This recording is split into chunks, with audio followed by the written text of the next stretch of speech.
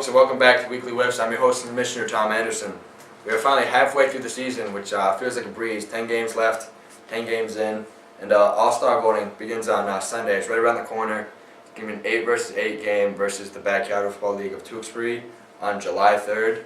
And on that same day, we'll have the Home Run Derby and all that fun stuff. Our classic All-Star festivities will still go on, but we're going to try to start a tradition with this other league that every year during our All-Star break we face off and see who can take home some bragging rights and whatnot.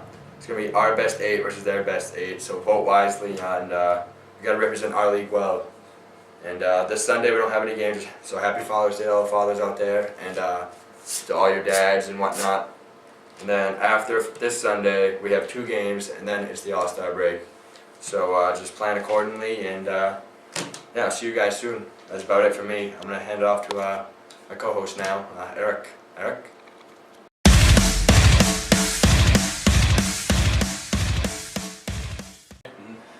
Hello, Peter Hill Universe. This is Across the League, and as always, I'm joined by my co-host, Mr. Brian Quintano.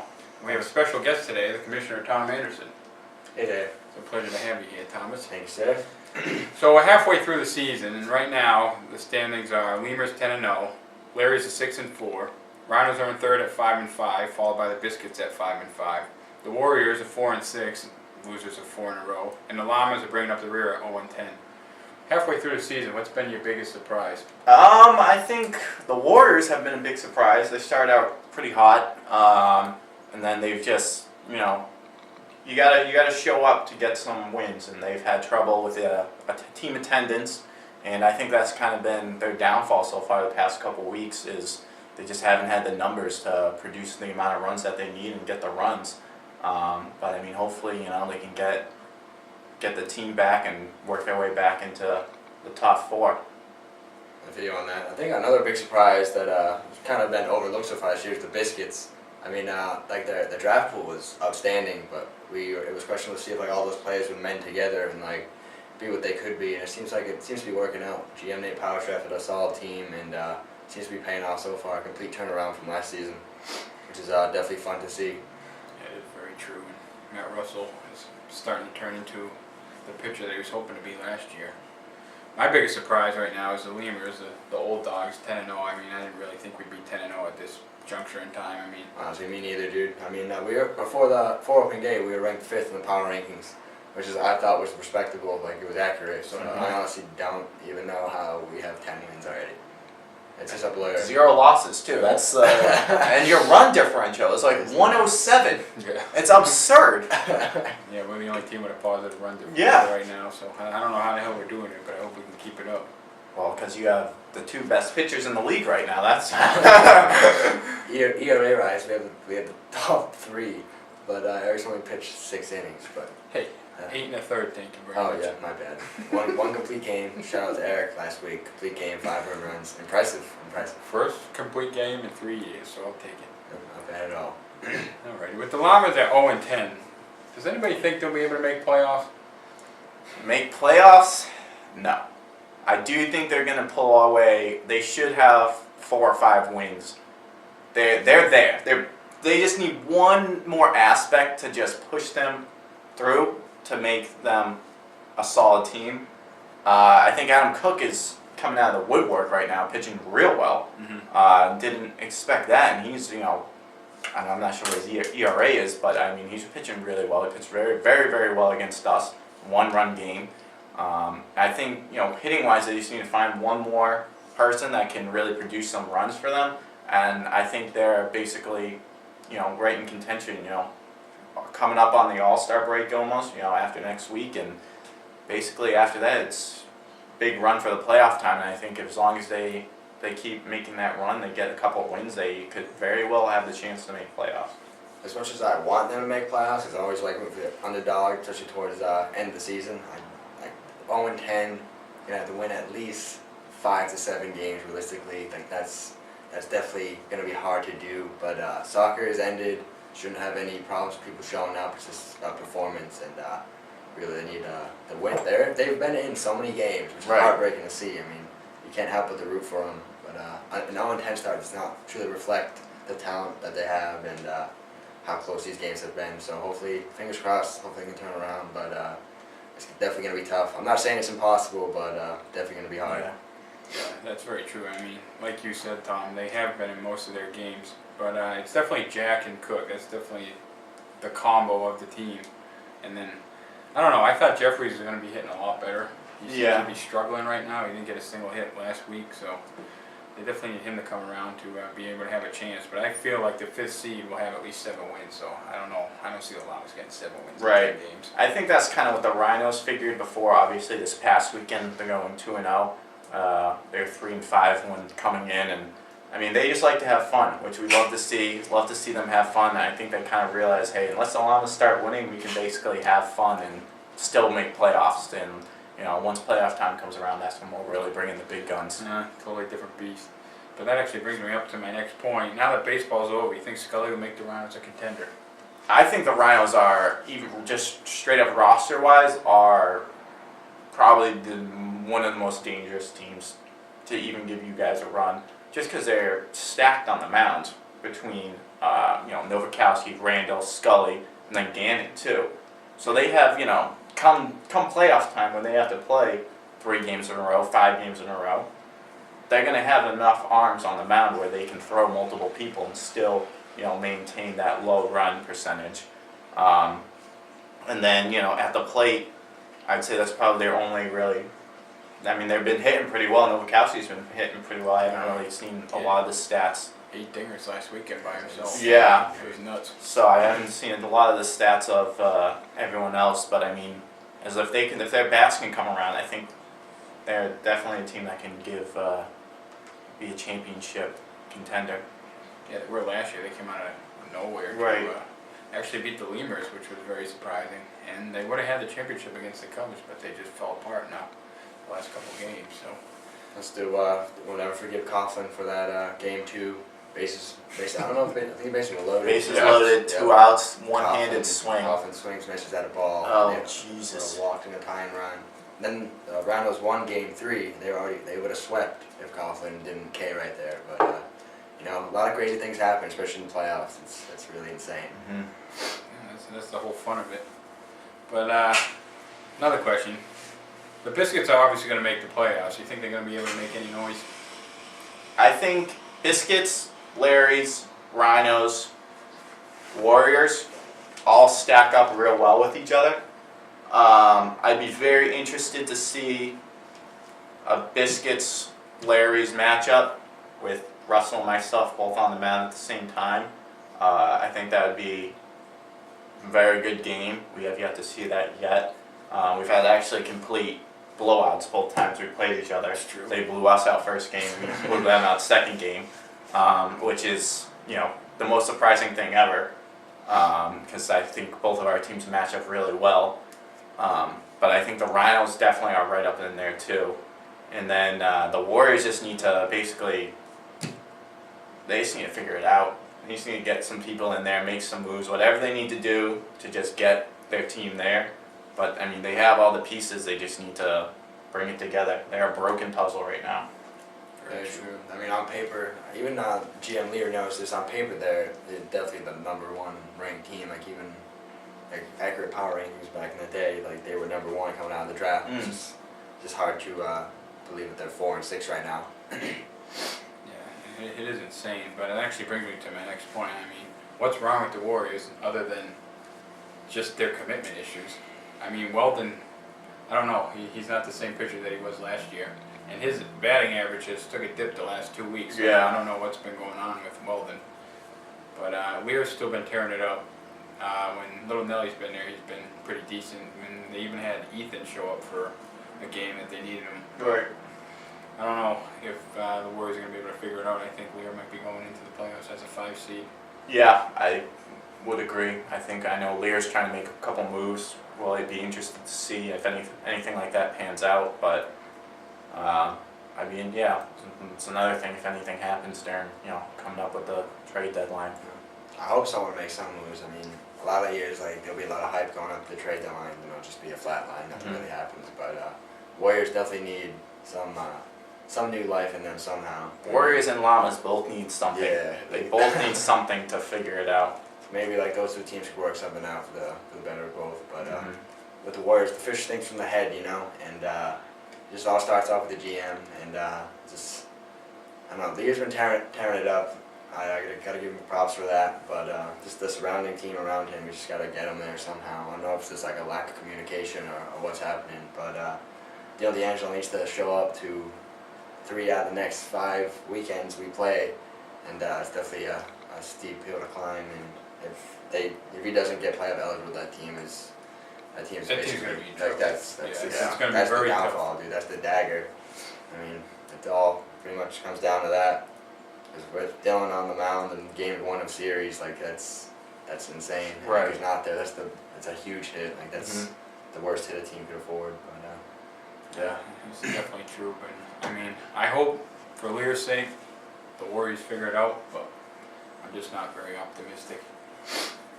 But the Larry 6-4, 2-0, first weekend doing that. Are they finally starting to figure it out? I think we are. I think it took us a couple weeks. You know, the core of our lineup has been, you know, the most attended games, basically Team Quidadamo. And I think we finally were able to figure it out. We finally found out what works. Mike Fazio had a good showing this weekend on the mound. And then we've just been hitting well. I mean, I was shocked that we put up as many runs as we did against the Biscuits, but I was glad that we did, just because I think that was the morale booster that we needed to kind of say, hey, you know what, we're not a 500 team. We can be, you know, we can be a playoff contender, not only a playoff contender, hopefully a championship contender team. And that's really what we need is just we need a good mercy. And so we just need to provide a mercy to a team, and I think that's hopefully the ball keeps rolling. Yeah, and then you guys are no longer the lowest scoring team in PWL, Yeah, there so you go. that offensive outburst. getting out of the hole. Yep. That's what we need. We were deep in the hole, and we just need to dig ourselves out because that was our biggest thing. We had a lot of the pieces. Our defense was pretty well, and our hitting was just basically the biggest thing, and couldn't produce runs. You know, team that has the most amount of runs wins the game. So we could have the best defense in the league. If we don't score any runs, you know, win the game.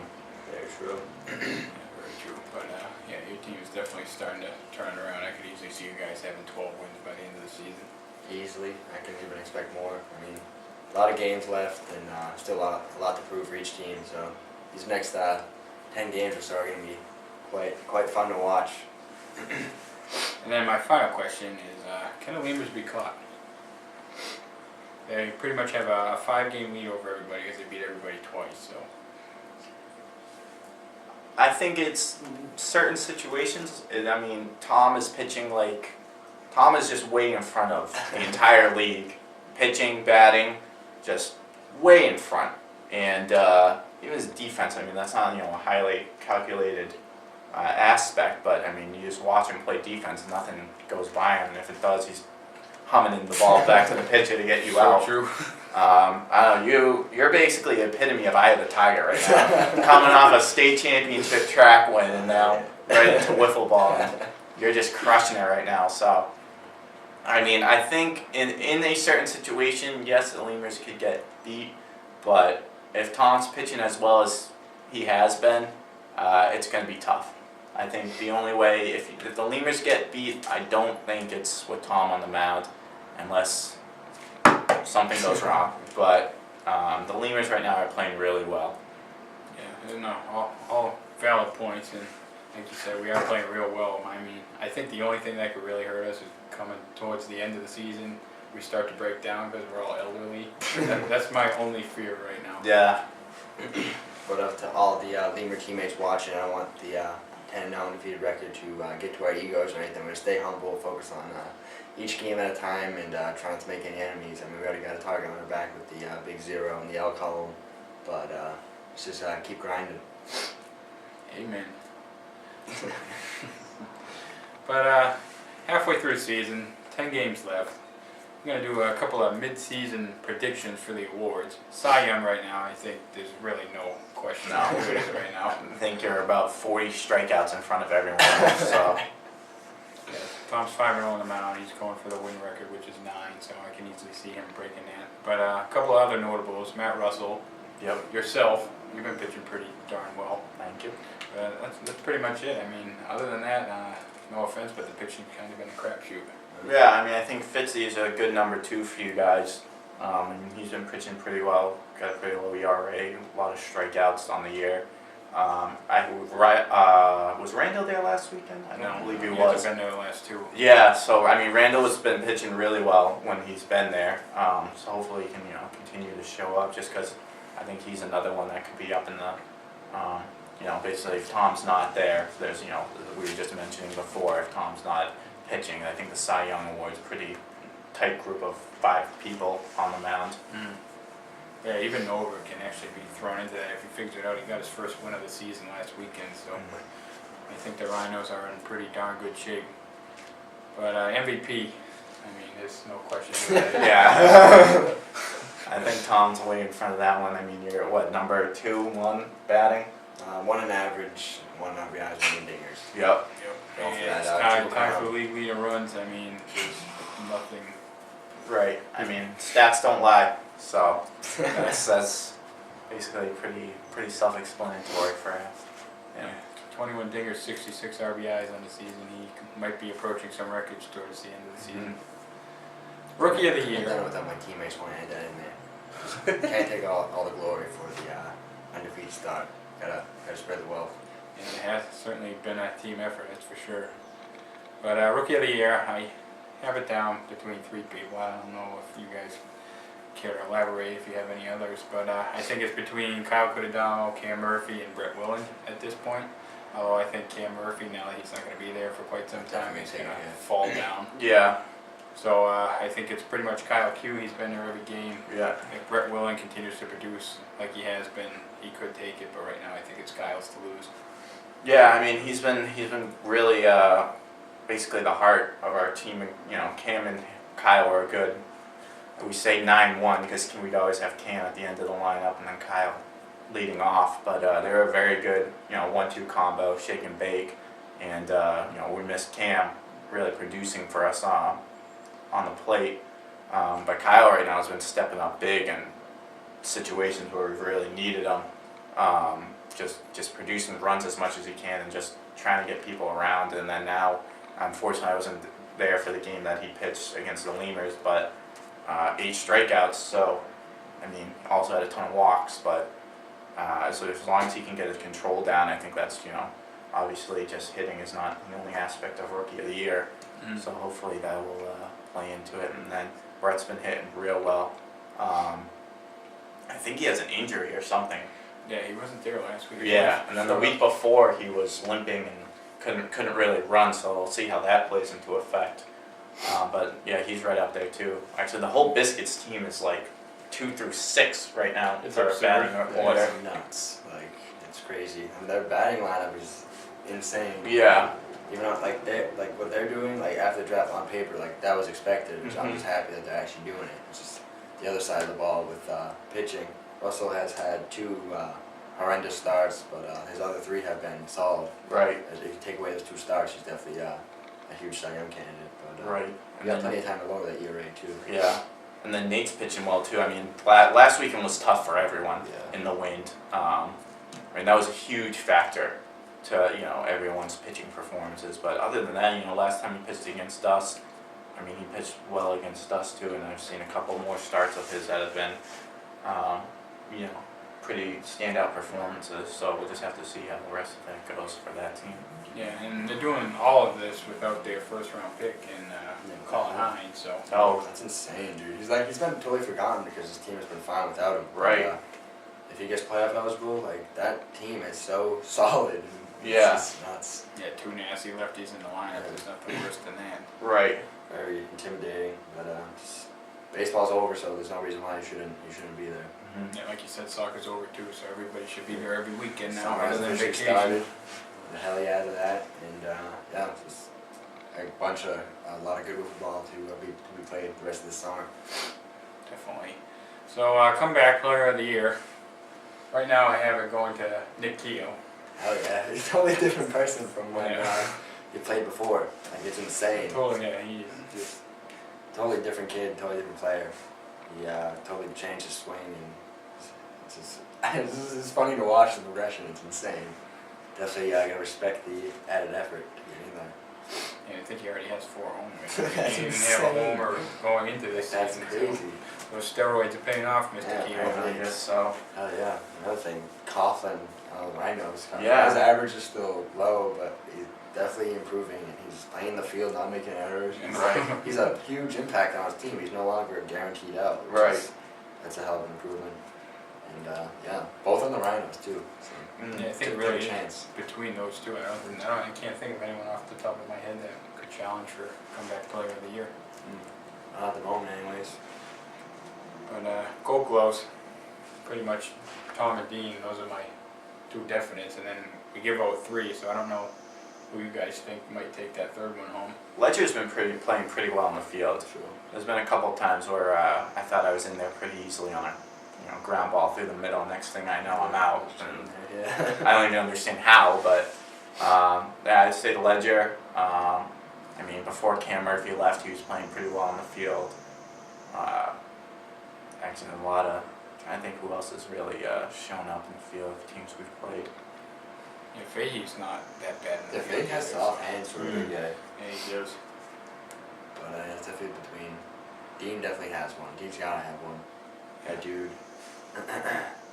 Always robbing home runs effortlessly. And it looks super easy. They're just throwing grounders back to the pitcher and fielding grounders throwing it This back. is- It's just this is he nuts. makes it look so friggin' easy. It's ridiculous. I think he was almost a lemur. And the man should have been a lemur. But, no. He's found a nice home on the Biscuits. He's adjusted well, which is I was happy to see because there's a lot of different personalities on one team, and they seem to be mending, which is wicked good. Yeah, I feel like he can fit on any team, and he would have definitely been a welcome addition to the Lemurs. So. Exactly. Yeah, glad to see him succeeding in Biscuits organization. But the last midseason award is most committed, so everybody knows that this can't go to the GM, so it's pretty much anybody who's showed up to all the games so far. And right now I have between Kyle Quidadamo, Peter Quidadamo, and Fahey. Those are all the people that have showed up for all of their games other than the GMs. So I really think that Kyle's going to take that one home too. He seems pretty damn into it. Yeah. Which he needs to be for the Vetlaires to go far. I mean, Yeah. balls to the walls, man. Core of our lineup right there. So. Like you said earlier, he's the heart of the Larry, so he's gotta be there. Which, yeah, it seems to be working out so far. Larry's are in a good spot. Yeah, I like where we are right now. I mean, we can't basically change being. You guys are undefeated, so there's no way we're chasing after that anytime soon. But I like the 2 spot, especially come playoff time. Yeah, Kyle's definitely coming into his own, so I definitely expect him to get a couple of awards at the end of the season. Well, with that being said, that's pretty much all I have for today, but I'm going to have the commissioner talk a little bit about the All-Star festivities and the $5 home run derby. So every year we have this home run derby and All-Star game. This year's All-Star game is going to be unlike any other.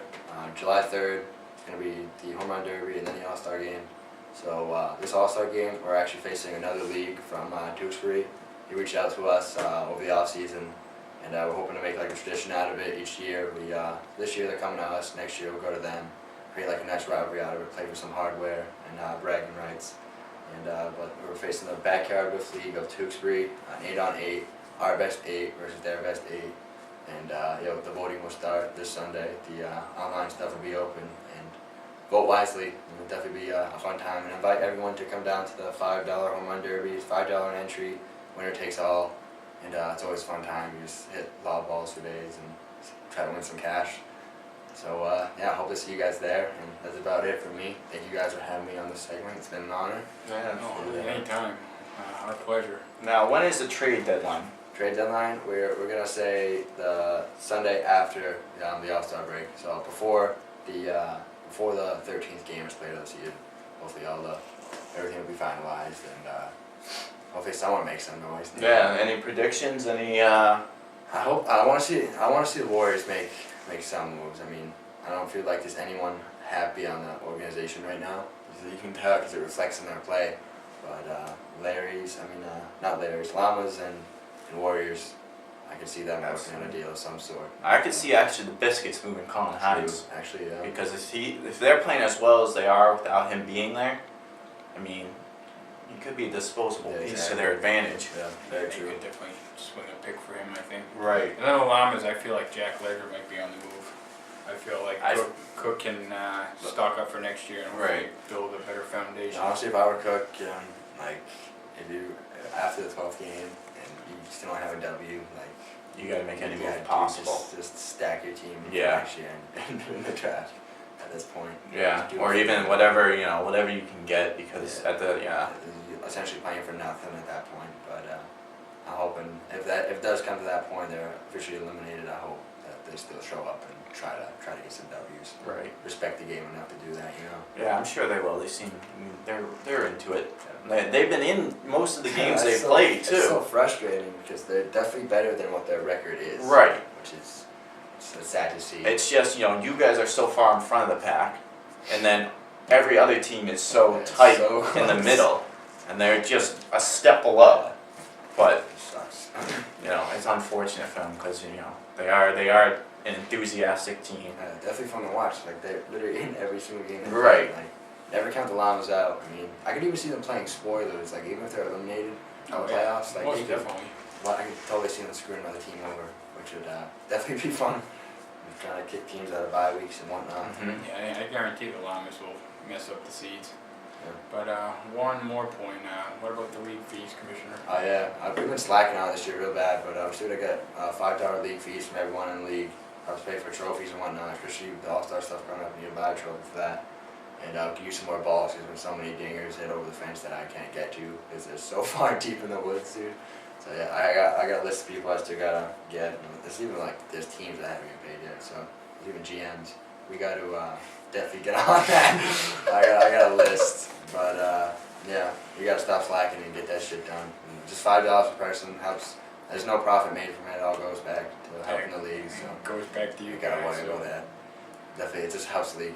Like it makes everything that much more official, and we can get some official stuff going this year, and definitely make this year the best. I mean, this year so far has been Outstanding. insane. Yeah. Like even though we haven't had a decent a solid Sunday weather-wise, but we've been dealing with it, and hopefully down the road we'll have some nice weather and just see where this season takes us. I mean, it's been insane so far. Like looking at it before opening day, I did not expect it to be this way at all. I mean, it's just crazy. The seeds right now are not what I had imagined at all, but I'm also not complaining. So Yeah. yeah, it's definitely interesting how these things work out. But yeah, just try to get your $5 in as soon as possible to either me or Eric or someone. We just need these funds to make the league official, and yeah, that's about it. Yeah, we'll definitely remind you guys again before playoffs start because there might be some issues once the playoffs start. Exactly. There's no league fee, so just it's $5. That's like half of people's wages, for God's sake. So for 1 hour, $5 is nothing. You guys can swing it. I hope so. If not, just message me personally, I'll try to cover you. But hopefully it's not an issue. Yeah, with that, that's across the league. So thank you, Tom, for joining. We'll Thank you. definitely have you on the set again. It's And been an honor. as always, thank you, Brian. Thank you, Eric. We will see you next week. Peace. Oh. Hello folks, and welcome to Commissioner's Corner. I have a very special guest here with me today, Biscuits ace, Matt Russell. Thank you for having me. Pleasure to have you here. So Matt, this is your second season as a Biscuit. How would you compare this year to last year's season? Well, the big difference from last year to this year is we have more players. We have more players who can play. Last year, me and Q just jumped on the Biscuits when we were already halfway through the season, and Biscuits' record wasn't really too good at the time. So this year is completely different because GM Nate Powers did a great job in the draft. He got a lot of great people: Ryan Fahey, Dean, good Dino. We got Brett, who's doing awesome. Dave, he started off doing great his first week last week. Colin hasn't been able to show up, but hopefully he comes. But the Biscuits this year compared to last year, completely different team. We were in second place. I don't know where we are now. You guys are in third right now as you speak. But still. Larry's went 2-0, so they overtook the 2 seed. As for now. But anyways, you've been compared to Dylan D'Angelo on the mound. Do you feel as if you could take him one-on-one? You might need to come playoff time, so that's the big question. If me and Dylan had a game against each other, I think it would be a great game. But Dylan's also very, very, very good. So I haven't had the chance to pitch against him, but we can see how the dice rolls. Very true. I mean, he's only shot up for one game, so the Warriors may be in trouble come playoff time. Doesn't get eligible. And despite windy games, your pitching has been on point this year. How do you feel with the rest of your team's success? I think we've been doing very, very good. Very good. Other than me blowing 2 games, because of the wind, other than that, we've been sticking out, you know what I mean? I don't know. Yeah, I feel on that though. Biscuits are definitely a fun team to watch, Mm. and always bringing something to the table. And anyways, moving on. Another big question people wonder across the league: who is the Biscuits' biggest rival? I mean, everyone loves the Biscuits, so it's kind of hard to hate them, but we just wondering who you guys hate. The team I hate the most is the Lemurs, the Coco's Ice Lemurs. I cannot stand them. I can't stand them.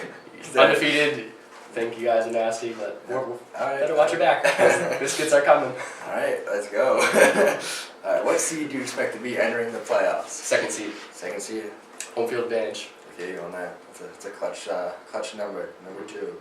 And prediction on the Biscuits' final record. You guys are 5-5 right now. 10 games left. I say we go 14-7. 14-6. 14-6. Alright, not bad at all. I was going to thank you for your time. It's been an Thank honor. you, Tom. Alright, peace, guys. Thank you all for watching. Like I said, happy Father's Day to all the dads out there. Enjoy your Sunday, and see you guys the following Sunday. And then after that, we got a bunch of fun stuff ahead. So keep in touch. Hope you all have a great day.